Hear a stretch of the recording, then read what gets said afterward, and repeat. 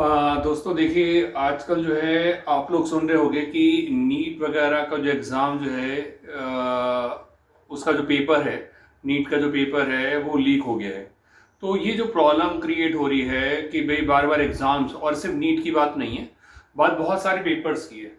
सिर्फ नीट के एग्ज़ाम नहीं है, नीट के अलावा उससे पहले आप देखेंगे तो एसएससी वगैरह या कई तरह की चीज़ें हैं जिनके एग्ज़ाम जो हैं क्या कहते हैं, पेपर जो हैं जिनके लीक हुए हैं, लेकिन आप लोगों तक वो खबर पहुंची भी नहीं होगी शायद।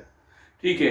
तो ये जो परेशानी खड़ी हो रही है, ये इस परेशानी का मतलब मुझे ऐसा पर्सनली फील होता है कि ये सबसे बड़ी जो परेशानी है, इसका सबसे बड़ा कारण है स्कूल लेवल से जो स्टूडेंट जो है जो नकल करना स्टार्ट होते हैं, तो वहाँ से उनका एक नेचर बन जाता है किसी भी चीज़ को आसानी से मिल जाना।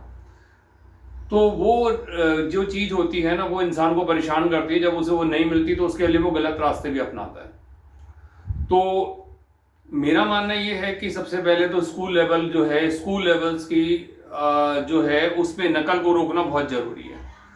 तो उसके लिए सीबीएसई जो है उसे अपने कुछ चेंजेस करने पड़ेंगे। मतलब मुझे लगता है कि जो मेरी तरफ से सजेशन है वो ये रहेगा कि सीबीएसई को जो है कुछ चेंजेस करने चाहिए, जिसकी वजह से नकल को रोकना आसान हो सकता है। तो पहला आप ये मान के चलिए कि अगर आप देखते होंगे कि 10th या 12th के अगर आप बोर्ड एग्जाम उठाते हैं तो उसमें बहुत सारे क्वेश्चन जो एमसीक्यू है, करीब करीब 15 क्वेश्चन एमसीक्यू होते हैं। तो सबसे पहले तो ये एमसीक्यू क्वेश्चंस को खत्म कर देना चाहिए और उसकी जगह पे जो 1 मार्क्स के क्वेश्चंस हैं वो दे देने चाहिए। ठीक है। और सेकेंडली ये भी होना चाहिए कि भाई ऐसा नहीं है कि जो आप सेट बना रहे फर्स्ट सेकंड थर्ड, उसमें जो है मैक्सिमम क्वेश्चन जो हैं वो सिमिलर हो, ऐसा नहीं होना चाहिए। सारे सेट्स में कम से कम एमसीक्यू तो अलग ही होने चाहिए। ठीक है। क्योंकि कोई एमसीक्यू में चैलेंजेस नहीं है कि जी ये टफ क्वेश्चन दे दिया और ये हमें जो है वो दे दिया, तो एमसीक्यू तो खैर होना नहीं चाहिए। बेटर भी ये है कि उसकी जगह 1 मार्क्स के क्वेश्चन दे दिए जाए, तो उससे कम से कम एमसीक्यू वाली जो प्रॉब्लम है वो काफी हद तक सॉल्व हो सकती है।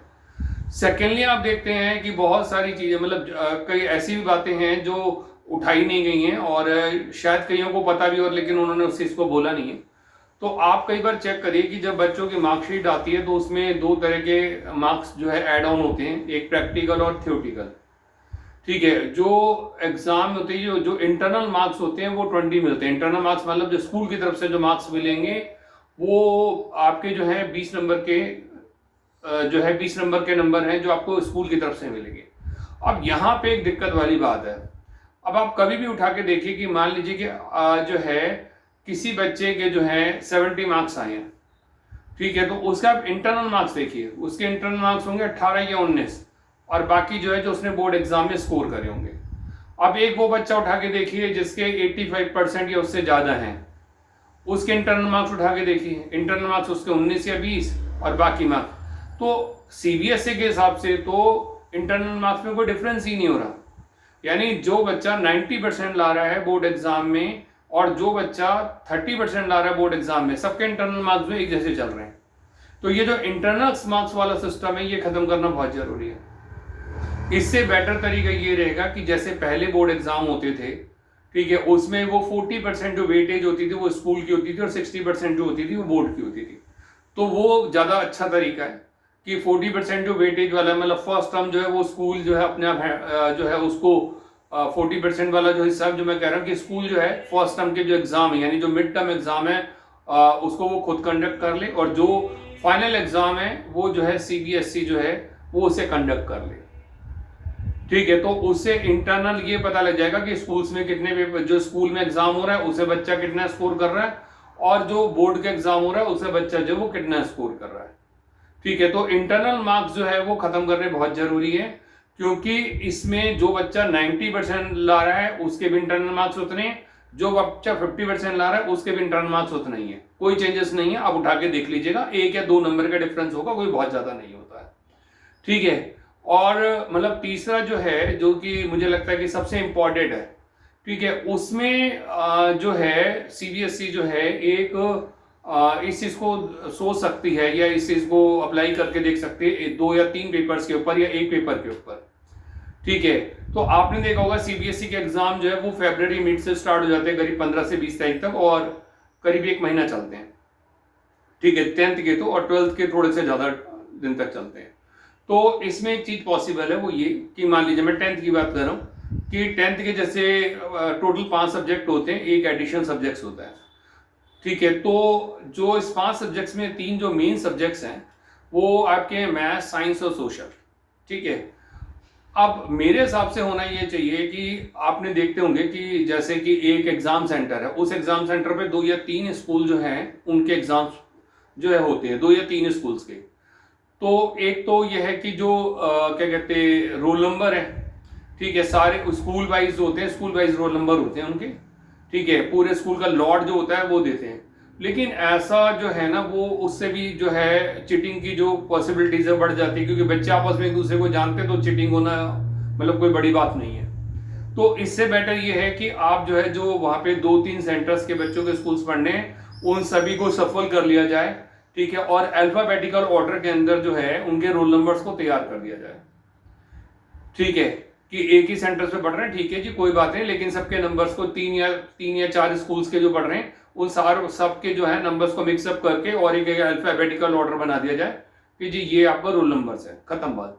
तो ऐसा तो कोई इसमें मतलब कोई प्रैक्टिकली कोई प्रॉब्लम तो क्रिएट होनी नहीं है कि कोई बहुत बड़ी प्रॉब्लम उसके अंदर क्रिएट हो रही है, ठीक है। साथ ही इनके जो एग्जाम है, एग्जाम जो रखने का जो तरीका है उसमें ये आखिरी के 3 एग्जाम है, मतलब मैं मैथ, साइंस और सोशल की बात कर रहा हूँ, ठीक है। सिर्फ इन 3 एग्जाम्स के लिए पॉसिबिलिटी बता रहा हूँ कि क्या हो सकती है कि मान लीजिए कि उसमें जो है बच्चों को हम जो डेट जो है वो हम दे रहे हैं, एक ऑप्शन दे रहे हैं। जैसे सपोज मैंने दे दिया कि जी आप मैथ्स का एग्जाम जो है 1 मार्च को देख सकते हैं, या फिर 4 को दे सकते हैं, या 10 को दे सकते हैं, या सोशल साइंस का एग्जाम आप जो है 8 को दे सकते हैं, 12 को दे सकते हैं, या 15 को दे सकते हैं, ठीक है। और या फिर आप जो है साइंस का एग्जाम जो है वो 6 तारीख को दे सकते हैं, या 11 को दे सकते हैं, या 20 को दे सकते हैं, ठीक है। हर एक बच्चे को ये कह दिया जाएगा कि ठीक है जी, हर एक बच्चा जो है वो अपनी चॉइस के हिसाब से जो है वो सीट ले सकता है, लेकिन सीट जो है वो बता दिया जाएगा कि हर इस डेट पे इतनी सीटें अवेलेबल हैं, ठीक है। तो उससे एक फायदा ये होगा कि हर एक बच्चा जो है वो अपने अकॉर्डिंगली जो है पेपर को सिलेक्ट कर लेगा, ठीक है। अगर आप 3 डेट दे रहे हो तो 3 तो सेट वैसे भी आप बनाते हो, कोई अलग सेट तो बनाना नहीं है आपको, ठीक है, कोई आपको अलग सेट तो बनाना नहीं, 3 सेट वैसे ही बनते हैं।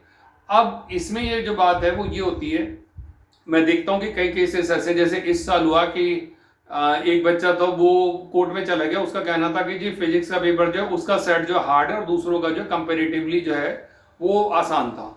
तो चलिए ठीक है, हो सकता है। तो उसका कहना है कि भाई जो एक मतलब मेरे को जो एक कॉन्स्टिट्यूशनल राइट मिला हुआ है कि भाई सबको समान जो है अवसर दिए जाने चाहिए, वो मुझे नहीं मिल रहा। तो ये तो देखिए एक थोड़ी सी दिक्कत वाली बात है कि इक्वलिटी जो है आप ये नहीं सोच सकते कि 100% ऐसा होगा, ऐसा पॉसिबिलिटी नहीं है, ठीक है।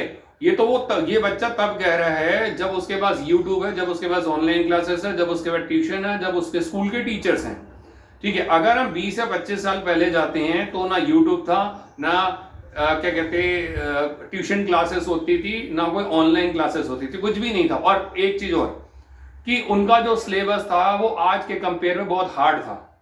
उनका जो आप सिलेबस उठा के देखेंगे, मैं क्लास 9th की बात कर रहा हूँ, ठीक है, क्लास 9th के अंदर ट्रिग्नोमेट्री पढ़ी जाती थी जो कि अब 10th में पढ़ी जाती है। लॉगरिथम 9th क्लास को पढ़ाया जाता था जो कि अब 11th को पढ़ाया जाता है। क्वाड्रेटिक इक्वेशन का बहुत सारा पार्ट जो कि अब 11th को पढ़ाया जाता, उस टाइम वो 10th को पढ़ाया जाता था, ठीक है।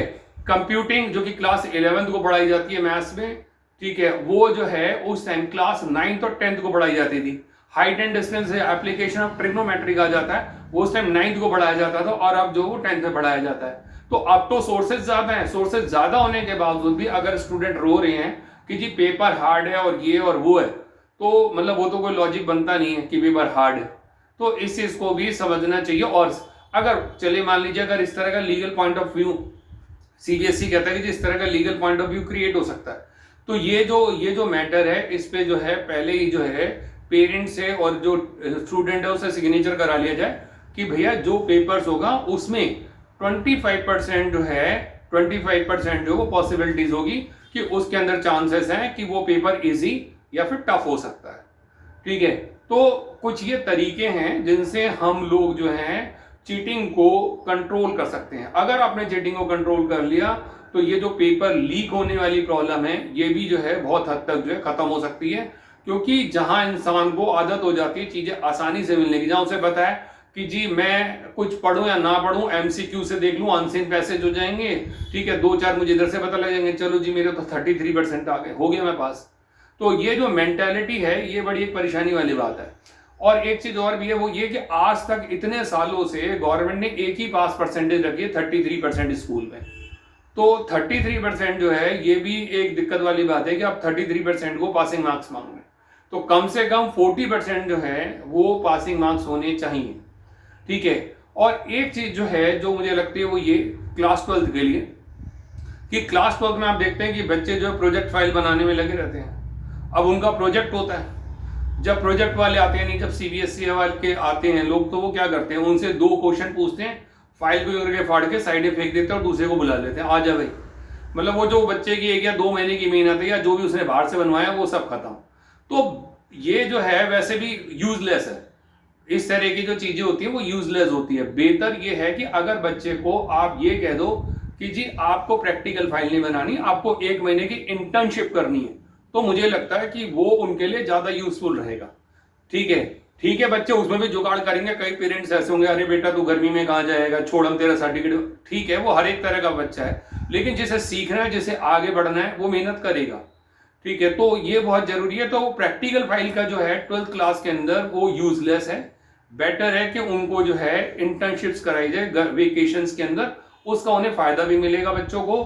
और लास्ट बात ये कि जो सीबीएसई है उसके जो सेशन स्टार्ट होता है वो 1 अप्रैल से स्टार्ट होता है, तो वो भी एक दिक्कत वाली बात है, क्योंकि जो एग्जाम है, एग्जाम्स के बाद बच्चों को बहुत टाइम मिल जाता है।